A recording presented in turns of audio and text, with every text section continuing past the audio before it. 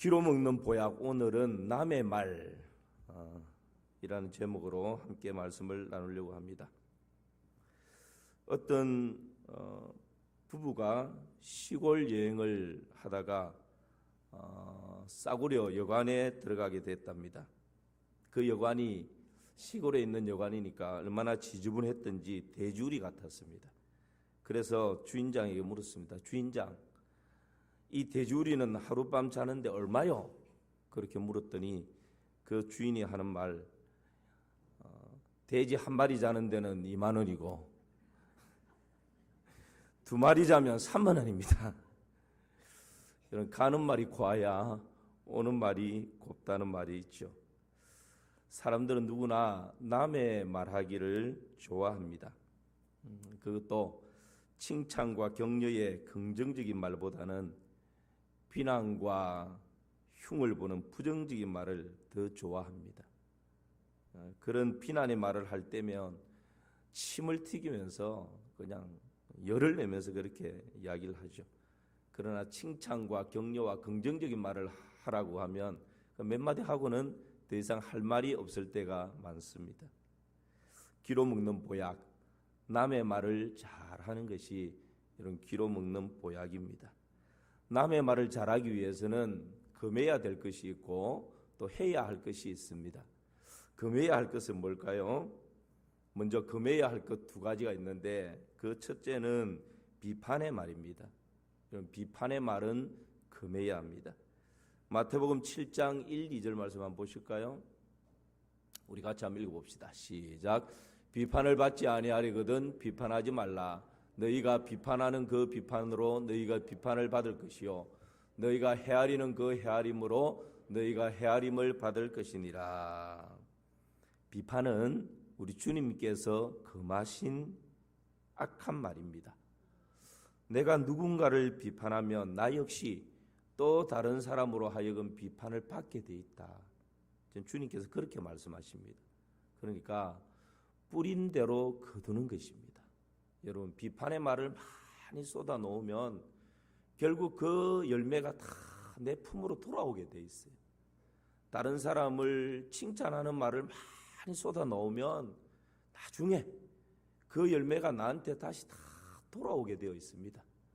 그래서 주님께서 비판받지 아니하려거든 비판하지 말라고. 비판을 하면 나중에 그 비판을 되려 내가 다시 다 대로 받게 돼 있다라고, 말로 받게 돼 있다라고, 그렇게 지금 말씀하는 원리죠. 여러분, 비판을 사명처럼 여기고 살아가는 사람들이 참 많습니다. 건전한 비판이다라는 말로 합리화시키면서 그렇게 비판을 마치 사명인 것처럼 그렇게 여기고 살아가고 또 비판을 쏟아놓는, 그것을 통해서 자신의 내면에 있는 화풀이를 하는 그런 경향들이 참 많습니다. 여러분, 이것을 가장 잘 우리가 보고 듣고 느끼고 있는 것이 뭡니까? 정치하는 사람들 보십시오. 여야가, 야는 항상 비판적입니다. 뭐든지 비판합니다. 그런데 여야가 이렇게 싹 바뀌고 나니까 언제 그랬더냐 하는 식으로 또 바뀌어버려요. 그래서 이것은 그냥 큰 그림에서 보여주는 것인데 우리 사람의 성향이 그런 것 같아요.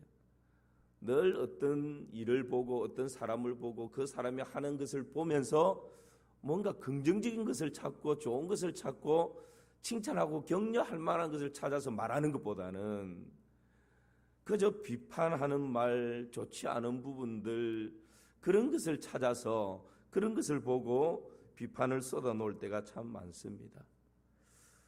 여러분, 썩은 것을 썩었다고 말하고 어둠을 어둠이라고 말하는 것은 우리의 사명이 아닙니다. 썩은 것을 썩었다고 말하고 어둠을 어둠이라고 말하는 것은 누구나 다 할 수 있는 것입니다. 우리의 사명은 뭡니까? 썩어 있는 그곳에 소금이 되는 것입니다. 우리의 사명은 어둠이 있는 그곳에 빛이 되는 것입니다. 이것이 우리의 사명이지, 세상 사람들이 말하는 것처럼 아이고 어둡네, 뭐 그렇게 썩었네, 삐뚤어졌네, 그렇게 말만 할 수 있는 것은 누구나 다 할 수 있는 것이죠. 야고보서 4장 11절 말씀 한번 보시기를 바랍니다. 우리 같이 한번 읽어볼까요? 시작. 형제들아 서로 비방하지 말라. 형제를 비방하는 자나 형제를 판단하는 자는 곧 율법을 비방하고 율법을 판단하는 것이라. 내가 만일 율법을 판단하면 율법의 준행자가 아니요 재판관이로다. 형제들아 서로 뭐 하지 말라고요? 비방하지 말라고. 비판하고 비방하지 말라고. 형제를 비방하는 자나 형제를 판단하는 자는 곧 뭘 비방하는 것 같다고요? 율법 하나님의 말씀을 비방하고 말씀을 판단하는 것과 같다. 그렇게 말씀합니다. 모세가 구스 여자를 취합니다. 구스 여자는 이방 여인입니다. 그때 미리암과 아론이 모세를 비방합니다. 이방 여인 구스 여인을 취해서 아내로 삼았다고 막 비방을 쏟아붓죠. 그때 여러분 민수기 12장 8절에 보면 하나님께서 이렇게 말씀하십니다. 너희가 어찌하여 내 종 모세 비방하기를 두려워하지 아니하느냐. 너희가 어찌하여 내 종 모세 비방하는 것을 두려워하지 아니하느냐라고. 비방하는 것을 두려워하지 않고 그렇게 쉽게 막 이렇게 쏟아놓느냐.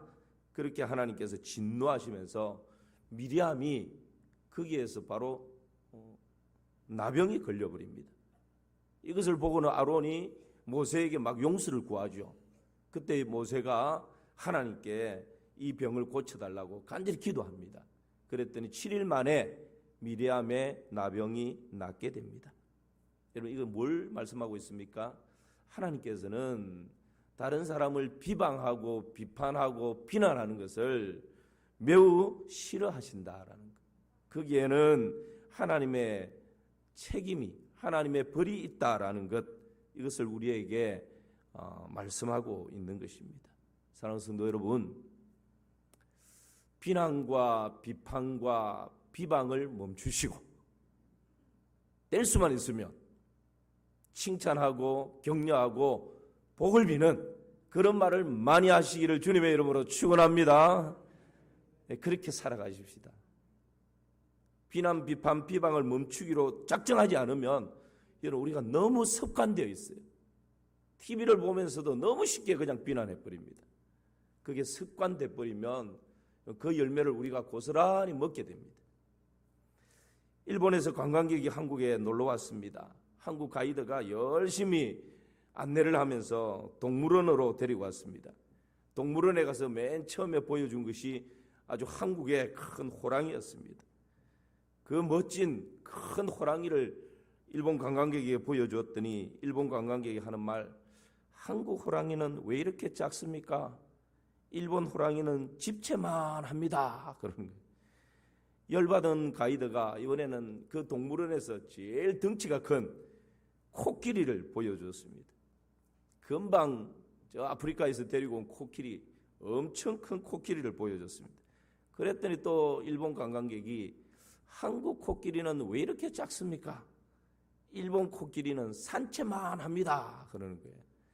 뚜껑이 열린 가이드가 씩씩거리면서 저기 옆에 있는 캥거루가 뛰어노는데 가서 마지막으로 캥거루를 보여줍니다. 그랬더니 일본 관광객이 저게 뭡니까? 라고 묻습니다. 그랬더니 한국 가이드가 껑충껑충 뛰는 캥거루를 가리키면서 하는 말, 한국 메뚜기다 이놈아. 그런 거예요. 여러분, 비판과 비방은 또 다른 비판과 비방을 낳게 되어 있습니다. 비판을 멈추고 칭찬과 축복으로 다른 사람들을 격려할 때 하나님께서 기뻐하십니다. 기로 먹는 보약, 오늘은 남의 말을 잘 하자입니다. 남의 말을 잘하기 위해서는 비판을 멈추어야 하고, 두 번째 멈추어야 할 것은 조롱하는 말입니다. 잠언 17장 5절 말씀 보실까요? 네, 우리 같이 한번 읽어볼까요? 가난한 자를 조롱하는 자는 그를 지으신 주를 멸시하는 자요, 사람의 재앙을 기뻐하는 자는 형벌을 면하지 못할 자니라. 아멘. 가난한 자를 조롱하는 자는 그를 지으신 주를 뭐하는 자라고요? 멸시하는 자라고. 여러분, 우리가 너무 쉽게 사람들을 그냥 입방아에 오르내리게 하고 조롱거리로 삼고 그것을 오히려 막 그렇게 해놓고는 웃고 즐깁니다. 이것은 그를 지으신 주님을 멸시하는 것과 같다. 주님을 조롱하는 것과 같다라고. 그래서 학교에서 왕따 당하는 거 보면 주위 아이들로 하여금 조롱거리가 돼버리잖아. 그냥 말 양념거리가 돼버리는 거죠. 그럴 때 여러분, 그 당하는 입장에서는 인격의 모욕을 당하고 수모를 당하고 그것 때문에 마음의 상처를 안고 고통을 안고 한평생 그렇게 살아가게 되는 것입니다. 그래서 다른 사람을 조롱하는 말, 조롱하지 말라라고. 그렇게 조롱하는 것은 그를 지으신, 그 사람을 지으신 주님을 조롱하는 것과 같다. 그렇게 말씀하고 있는 것이죠. 잠언 30장 17절 말씀 보시길 바랍니다. 조롱의 결과가 어떻는지 한번 보십시오. 시작. 아비를 조롱하며 엄히 순종하기를 싫어하는 자의 눈은 골짜기에 까마귀에게 쪼이고 독수리 새끼에게 먹히리라. 아비를 조롱하고 엄히 순종하기를 싫어하는 자의 눈은 골짜기에 까마귀에게 어떻게 된다고요? 쪼인다라고. 독수리 새끼에게 어떻게 된다고요? 먹히게 된다라고. 여러분, 부모님에 대해서도 뭐 요즘 핸드폰이든 인터넷이든 뭐 이런 것을 잘 모른다고 핀잔하고 조롱하고 그냥 너무 가볍게 그렇게 함부로 말하면 안 된다라는 거예요. 나보다 좀 지식이 떨어지든지 경험이 떨어지든지 나보다 좀 연약한 부족한 구석이 있다고 해서 직장에서나 교회에서나 사람에 대하여서 함부로 말하고 조롱하고 핀잔하고 그 사람을 소재거리로 삼아서 우리들끼리 모여서 막 웃고 그렇게 하는 것은 여러분, 그 사람의 인격을 짓밟아 버리는 것뿐만 아니라 그를 지으신 창조주 하나님에 대해서 모욕하는 것이고 하나님을 조롱하는 것이고 하나님을 멸시하는 것이라고. 하나님께서 그런 사람을 그냥 두지 않겠다고. 그런 사람은 골짜기에 까마귀에게 눈이 쪼이게 되고 독수리 새끼에게 먹히게 될 것이라고. 그렇게 하나님 아주 엄중하게 말씀하고 계십니다. 여러분, 우리가 살아가면서 나보다 좀 못해 보이고 나보다 좀 연약한 부분이 있어 보이고 나보다 좀 부족한 부분이 있어 보이는 그런 사람일수록 오히려 더 존중하고 오히려 더 존경의 마음을 가지시기를 주님의 이름으로 축복합니다. 그것이 여러분 우리 그리스도인의 삶의 원리 아닙니까? 우리 예수님께서 뭐라 말씀하십니까? 가난한 자에게 가장 소외된 그 사람에게 한 그것이 누구에게 한 것이라고요? 내게 한 것이라고. 주님께서는 그렇게 여겨주신다라고 말씀하십니다. 할아버지와 할머니가 가파른 경사를 오르고 있었답니다. 할머니가 너무 힘이 들었는지 그 할아버지에게 이렇게 말합니다. 영감, 나 좀 업어줘. 그랬더니 할아버지 무지 힘들었지만 남자 체면에 할 수 없이 그 할머니를 업었습니다. 그랬더니 그 할머니가 또 얄밉게 묻습니다. 영감, 나 무거워? 그러자 할아버지가 기다렸다는 듯이 담담한 목소리로 그럼 무겁지. 얼굴은 철판이지 머리는 돌이지 간은 부었지 많이 무겁지. 등에 엎혀있던 할머니 열받았습니다. 그리고 한참 길을 가다가 이제 할아버지가 할멈 나도 좀 업어줘. 나 너무 힘들어. 기가 막힌 할머니가 그래도 할 수 없이 할아버지를 업었습니다. 이때 할아버지 약을 올리는 목소리로 등에 엎혀서 할멈 그래도 생각보다 가볍지. 할머니가 자상한 목소리로 입가에 미소까지 띄우며 말합니다. 그럼 가볍지. 머리는 비었지. 허파에 바람 들어갔지. 양심 없지. 싸가지 없지. 너무 가볍지. 여러분, 조롱하는 말을 하면 대로 주는데 그 조롱의 말이 말로 돌아오게 되어 있습니다. 이것이 뿌린 대로 거두는 원리입니다.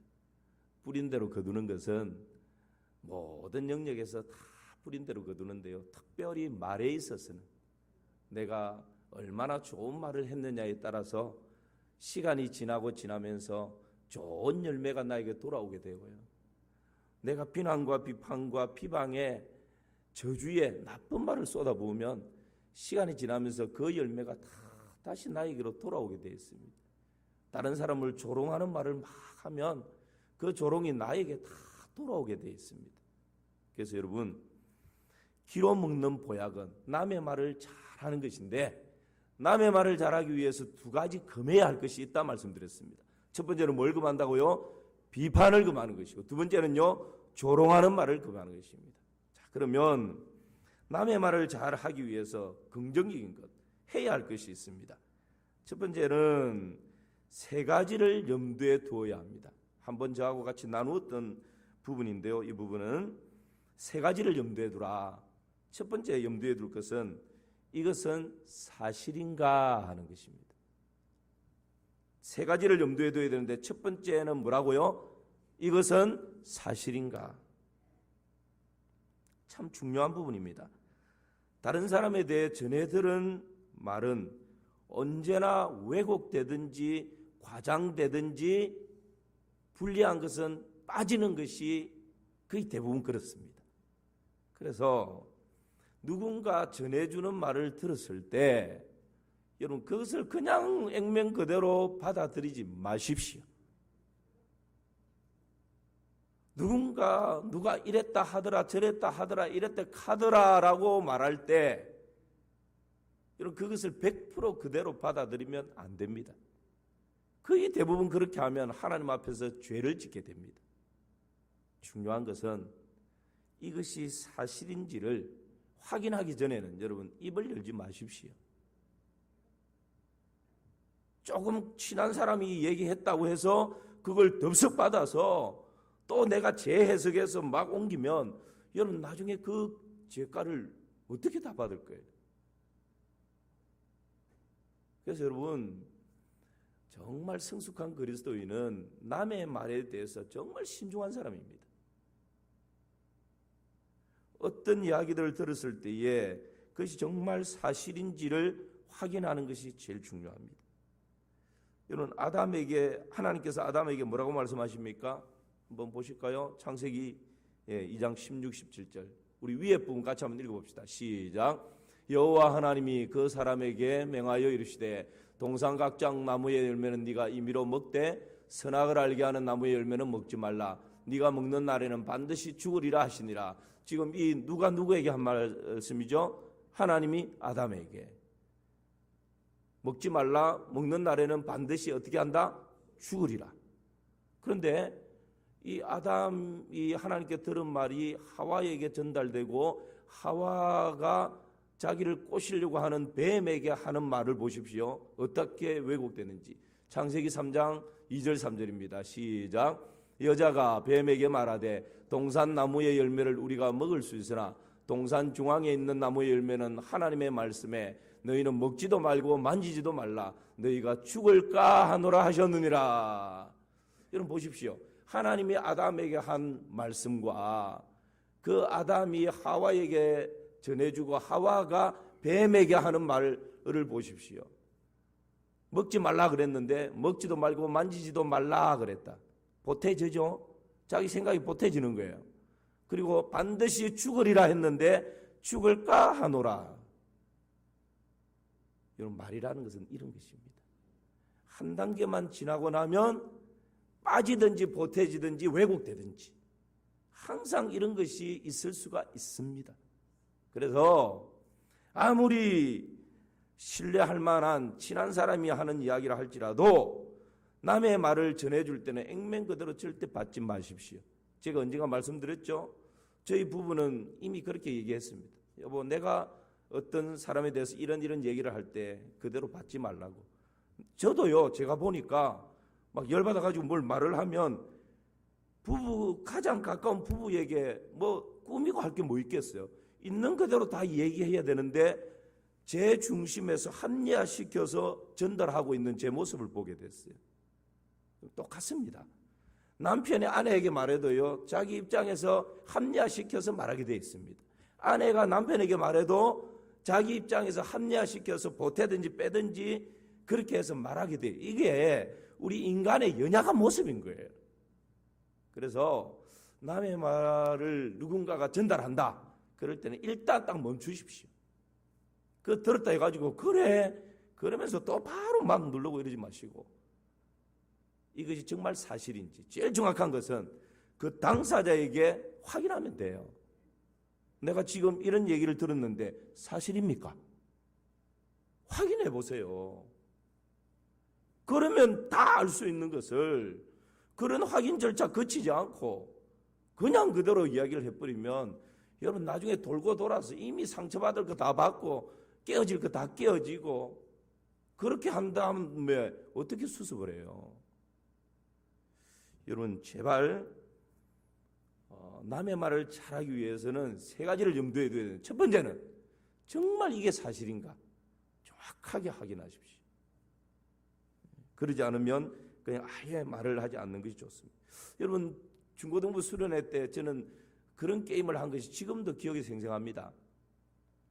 뭐 7명, 10명 정도 줄을 딱 이렇게 세워놓고 제일 앞에서 너는 썩 좋은 놈이야 적어가지고 이렇게 너는 썩 좋은 놈이야 탁 보여주면 제일 앞에 학생이 그걸 보고는 이제 말로 전달하는 거잖아요. 너는 썩 좋은 놈이야, 너는 썩 좋은 놈이야, 너는 썩 좋은 놈이야.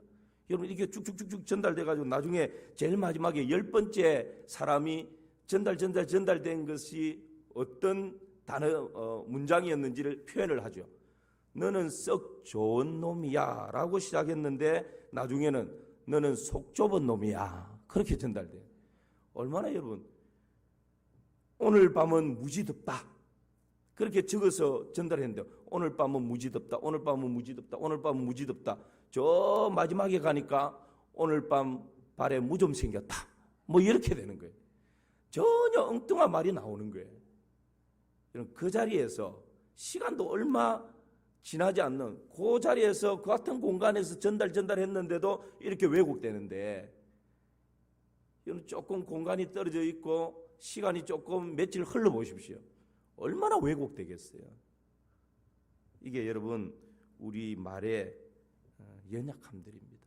그래서 누군가의 어떤 말을 들었을 때 절대 그것을 그대로 받지 마시고 분명히 이것이 사실인지를 확인하시라는 겁니다. 두 번째는 이것이 덕이 되는가, 그러니까 좋은 말인가 이 말입니다. 내가 들었을 때 야 이게 진짜 좋은 말이구나, 정말 은혜가 되구나, 힘이 되구나, 그래서 이 말을 좀 빨리 전달해 줘야 되겠다, 정말 기쁜 말이구나, 그래서 빨리 전달해 주고 서로 좋아하고 서로 기뻐한다면 여러분 전달해 줘야죠. 그런데 내가 들었을 때 이 말은 들은 나에게도 별로 덕이 되지 않고 은혜가 되지 않고 이것을 그 당사자에게 전달했을 때 상처가 되고 아픔이 되고 시험에 들 만한 일이면 그냥 내 선에서 딱 멈추는 거예요. 이게 여러분 성숙한 그리스도인입니다. 들었다고 그냥 말하는 것이 아니라, 여러분 우리 그리스도인은 사실을 말하는 것보다 더 중요한 것은, 진실을 말하는 것보다 더 중요한 것은 덕스럽게 말하는 것입니다. 덕을 세우는 말을 하는 거예요. 사실을 있는 그대로 말하는 거 누가 못해요. 왜곡시켜서까지 말하는데 그것을 상대방이 시험 들지 않도록 덕스럽게 은혜롭게, 덕이 되지 않으면 내 선에서 그냥 멈출 수 있는 것, 이것이 여러분 우리의 언어 생활입니다.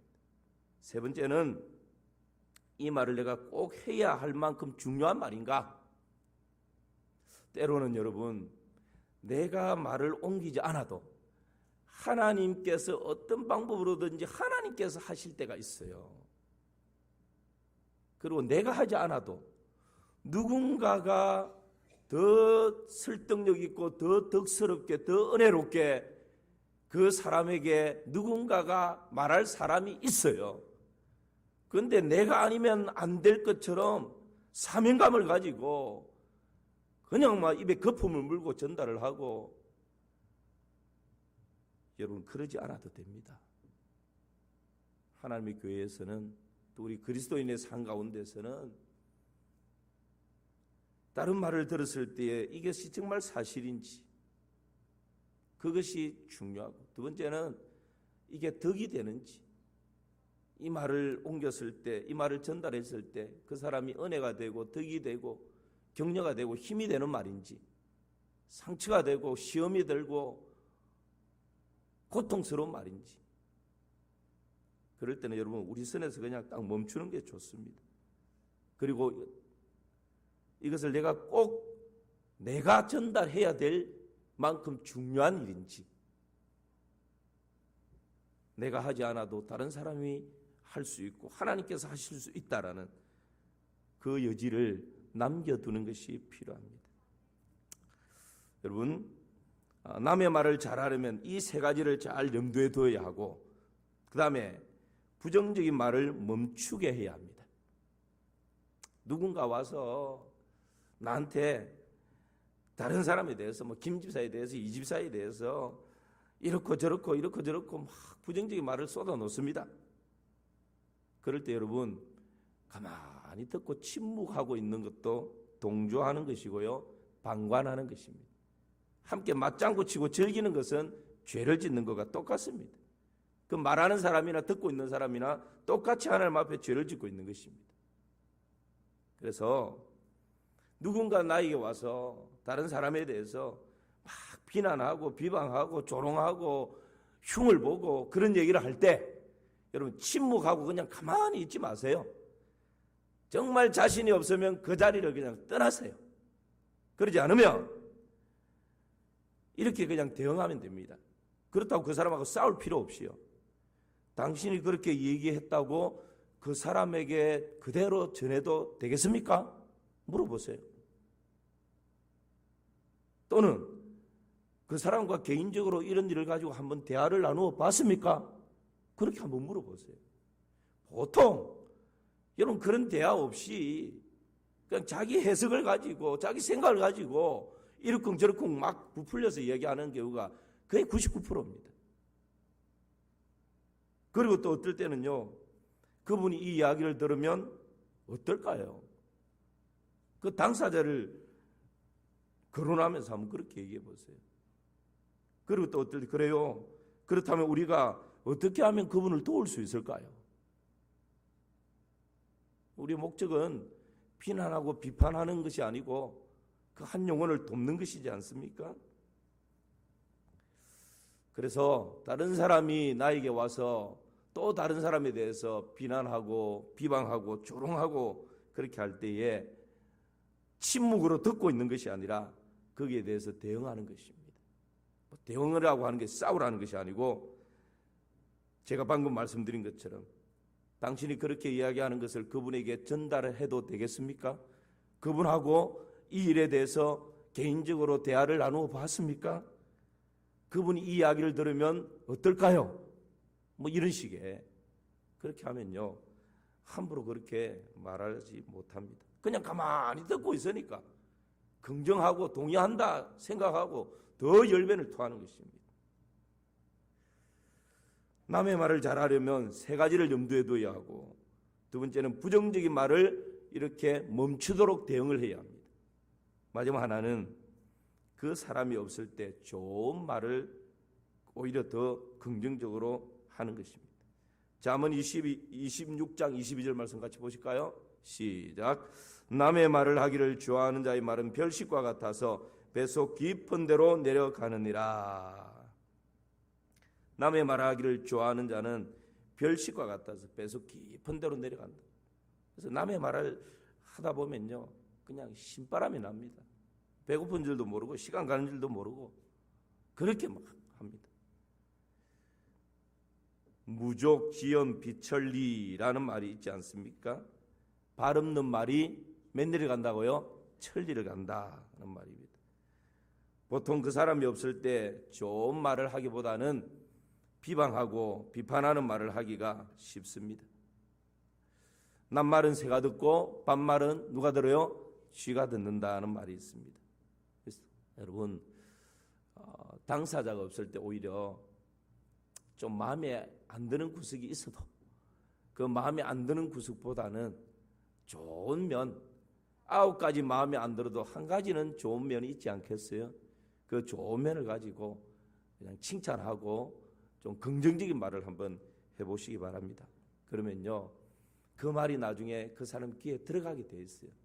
그러면 그 사람이 저 사람은 나한테 비난하고 비방하고 조롱하고 부정적인 말을 거의 할 거라고 생각했는데 그런 말을 해요. 사람이 마음이 바뀌는 거죠. 달라지는 것입니다. 잠언 20장 19절 말씀도 같이 한번 보실까요? 잠언 20장 19절 시작. 두루다니며 한담하는 자는 남의 비밀을 누설하나니 입술로 벌린 자를 사귀지 말지니라. 두루다니며 한담하는 자는 남의 비밀을 누설하나니 입술을 벌린 자를 사귀지 말라라고 말씀합니다. 한담하고 그냥 흉을 보고 조롱하고 비난하는 그런 사람들 사귀지 말라 이 말씀이죠. 그래서 될 수만 있으면 우리는 다른 사람의 좋은 점, 장점을 말하고 칭찬하고 격려하는 것이 필요합니다. 한 해만 들고 말씀 오늘 마무리하려고 합니다. 김원국 씨가 쓴 순교자라는 장편 소설이 있다고 합니다. 제가 다 읽어본 것은 아니고 다른 책에서 이 책에 있는 내용을 인용한 것을 봤습니다. 한국 전쟁 때 공산당에 의해 북으로 납치된 14명의 목사가 있었다고 합니다. 공산당들은 그들을 산으로 끌고 가서 처형을 했습니다. 그중에 12명이 목숨을 잃었고 살아남은 2사람이 마을로 돌아오자 사람들이 마을이 막 발칵 뒤집혀졌습니다. 죽은 12명의 목사들은 순교를 한 것이고 살아서 돌아온 2명의 목사는 신앙을 팔아서 목숨을 건졌다라고 다들 생각을 한 것이죠. 그래서 마을 사람들은 이 2사람의 목사를 비판하고 비방하고 나중에는 아주 심한 말로 괴롭히고 힘들게 했습니다. 그런데도 이 2명의 목사는 묵묵히 그냥 그 모든 시간들을 견뎌나갑니다. 그러던 어느 날 목사들을 처형시킨 공산당 간부가 붙잡히게 됩니다. 그때 비로소 진실이 밝혀지게 되는데 그 간부가 하는 말이 12명의 목사들이 죽은 이유는 그들에게 확실한 믿음이 없었기 때문이었다. 살아남은 목사 중 한 명은 고문 끝에 정신을 잃고 정신이 약해졌기 때문에 죽일 필요가 없었고 그리고 또 다른 한 명의 신목사는 끝까지 굳건하게 믿음을 지키는 그 모습이 너무 감동이 되어서 이 공산당 간부들이 그 모습에 감동을 받아서 살려줬다는 거예요. 이 책은 12명의 목사가 죽었지만 사실 그들은 순교자가 아니었고 진짜 순교자가 있다면 오히려 살아남은 한 명의 목사라고 말하고 있습니다. 그러면서 다음과 같은 질문을 던집니다.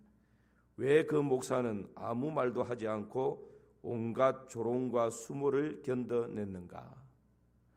왜 그 목사는 아무 말도 하지 않고 온갖 조롱과 수모를 견뎌냈는가?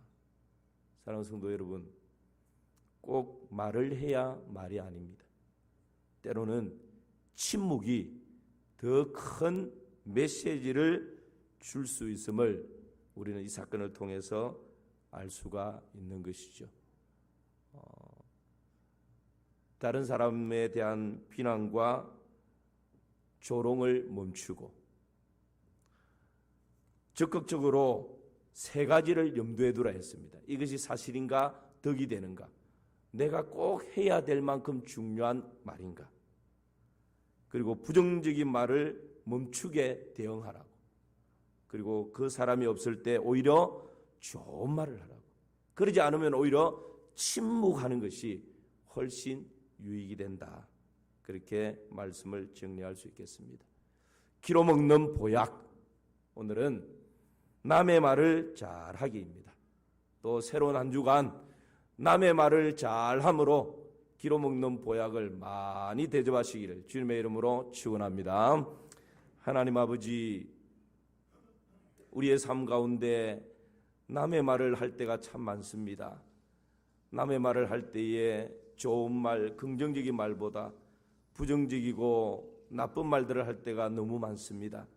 이 시간 저희들의 연약함을 불쌍히 여겨 주옵소서.